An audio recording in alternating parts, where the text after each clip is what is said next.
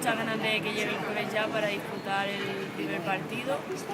Y vamos a poner todas nuestras fuerzas para ganar a Islandia. Estamos en Baraja esperando el avión que nos lleve a Suiza. Para disputar la semifinal contra Islandia y poder conseguir el bicampeonato de Europa.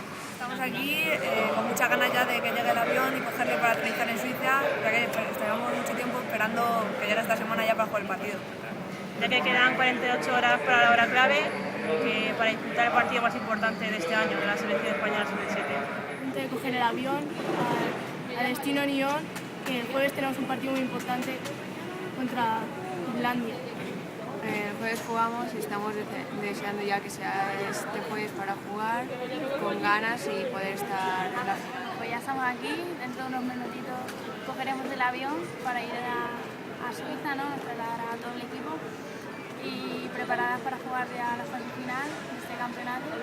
Eso es, el jueves jugamos contra Islandia, tenemos muchas ganas de ganarles para luego podernos meternos en la final y poder llegar a ser otra vez bicampeones.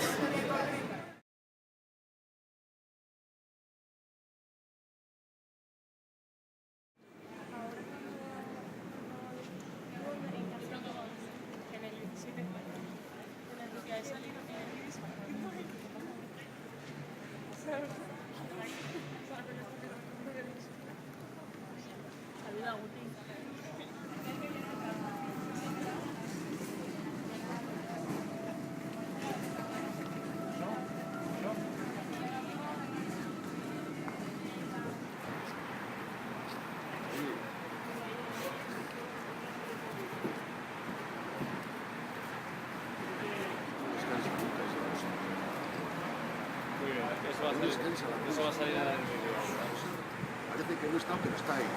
Armando siempre a la noticia.